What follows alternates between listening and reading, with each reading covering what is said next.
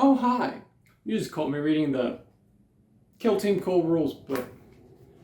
I'm currently in this region, so no video this week. So I put together a different thing.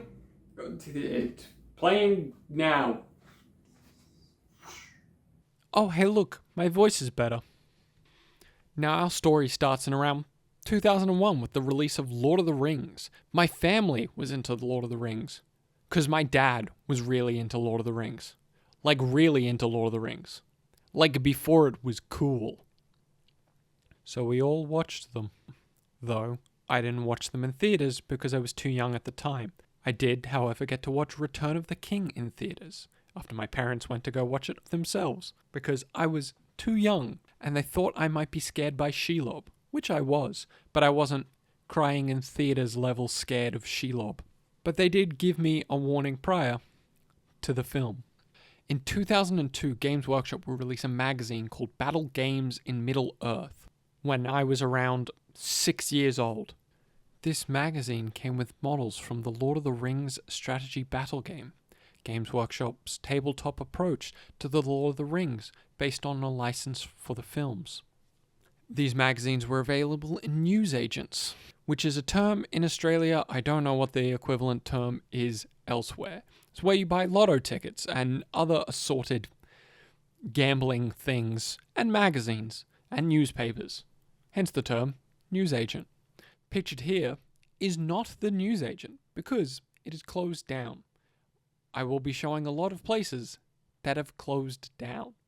I don't remember if this was the specific newsagent that we went to the first time. I do specifically remember that it was one of them, as I remember it being next to the sword store and across the road from the gun store, which is now a laundromat.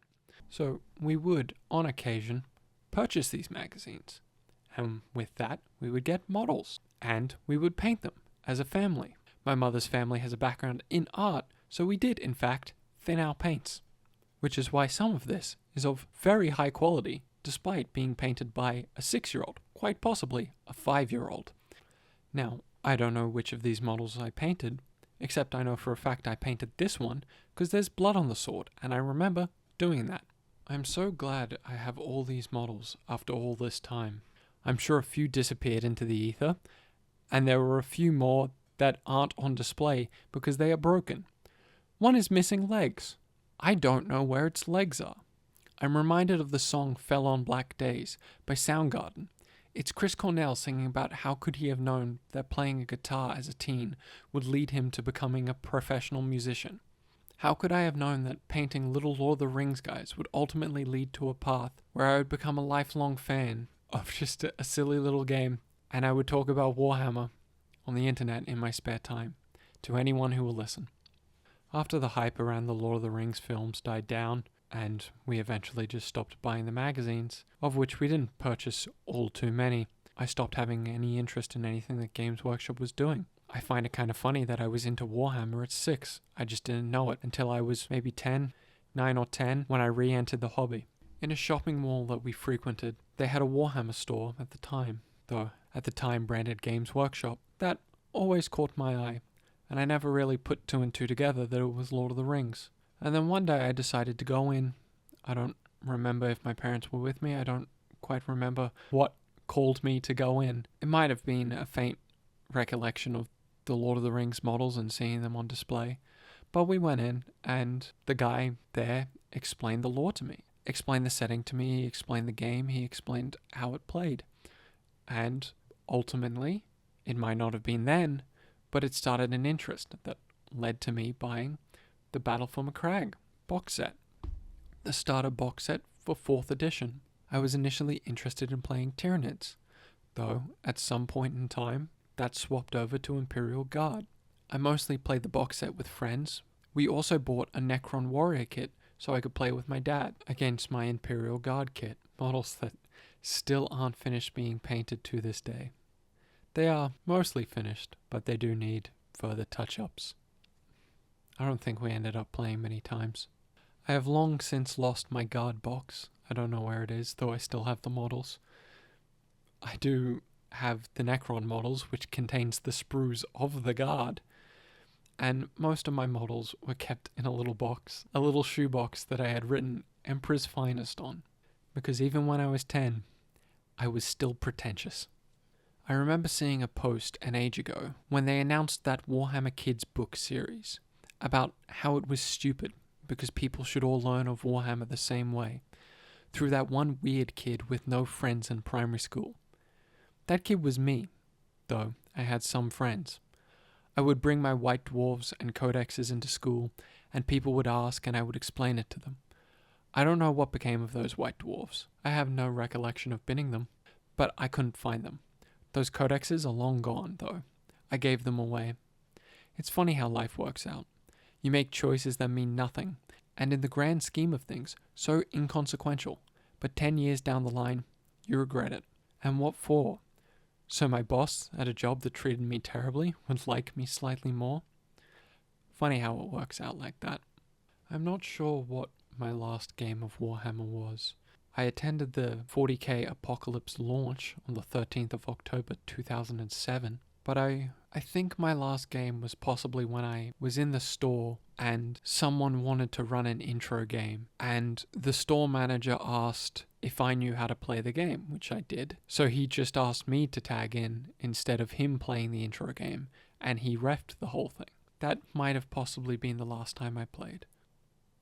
My family didn't have a lot of money growing up, and that wasn't lost on me at the time. I was very consciously aware of the fact that this hobby was expensive, and I was only able to get maybe one model box for Christmas or my birthday, and coupled with not having many people to play with, because not many people wanted to spend the money necessary to get deeply involved, I kind of felt myself at a crossroads where I did still want to participate within the hobby. I still wanted to play this, but I simply could not afford it. However, one day we were visiting either a Blockbuster Video or a Civic Video.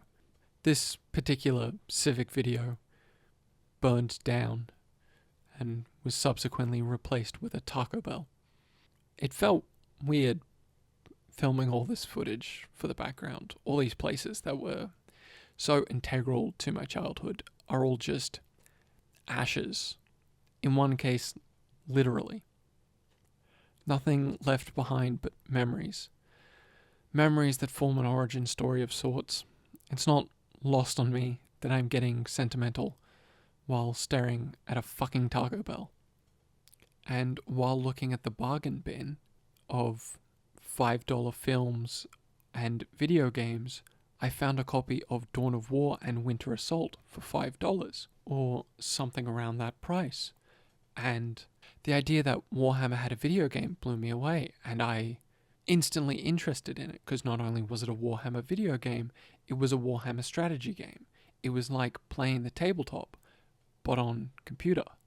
And it had Guard, I could play as Guard, and I didn't have to spend an extreme amount of money to play the hobby. I didn't have to paint the models and spend all the money on painting.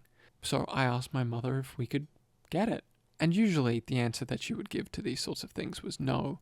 But I don't know if she also saw that at the end of the day, this could possibly save them a lot of money. Because I wouldn't be asking for new models. I wouldn't be asking for these boxes that were $50, $60, $100 for my birthday. And instead, it's $10 now and I'll never ask for one of these models again. So we bought it. And I went home and I played it, and I played it, and I played it, and I played so much of it. This is the point in the video in which I would show you my copy of Dawn of War, but I made mistakes in the people I was friends with. So here is an empty copy of Dark Crusade, a game I bought after the fact. I don't have the disc, I don't have the box that is inside it, and here are my copies of Dawn of War 2 instead, which I bought at an EB Games, which is the Australian version of GameStop. And for some reason, it's in Dutch. It was at this point I started getting really into Warhammer video games. I even bought Warhammer Mark of Chaos, a Warhammer Fantasy Battle game that was basically Warhammer Total War before Warhammer Total War. I bet most of you didn't even know this game existed. And this is how I started getting into Warhammer Fantasy. which would then continue as I got into Total War Warhammer when that came out, and Vermintide when that released, and later Vermintide 2.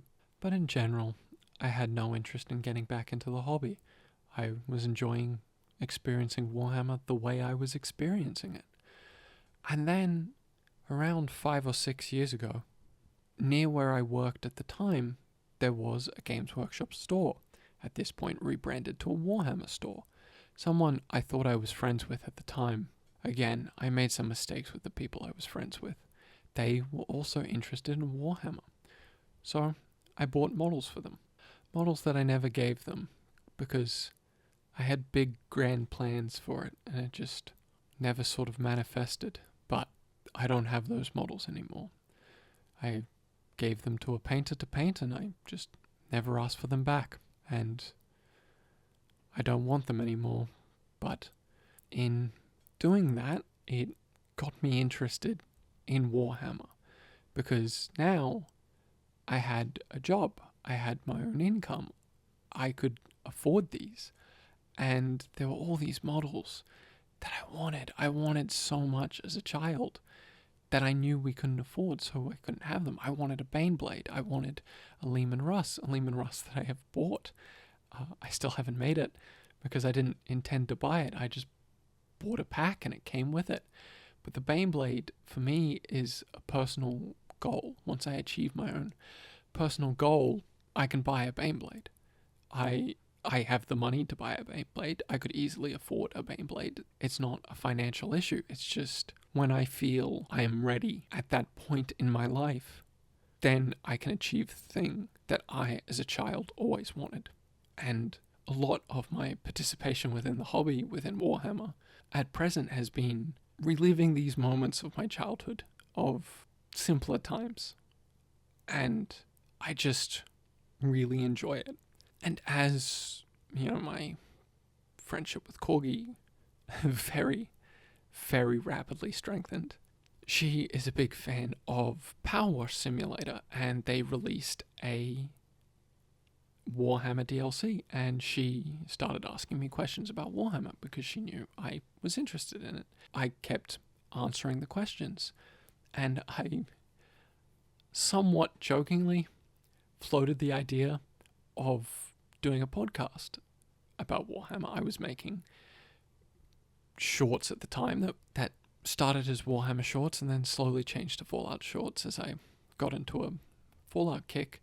But ultimately, I wrote the first episode and I got her to make the episode with me. Forced is probably a more accurate term. I told her that we were recording and I told her when we were recording and I told her I needed her to download Audacity so we could record, and she agreed, and here we are. But this is my Warhammer story. This is how I got into the hobby, and as you can see, when I said I am a lifelong fan, I do genuinely mean that. I've been a fan since I was around 6 years old, possibly 5. Thank you for listening to my Warhammer story, told as pretentiously as I can. Let me know how you got into Warhammer.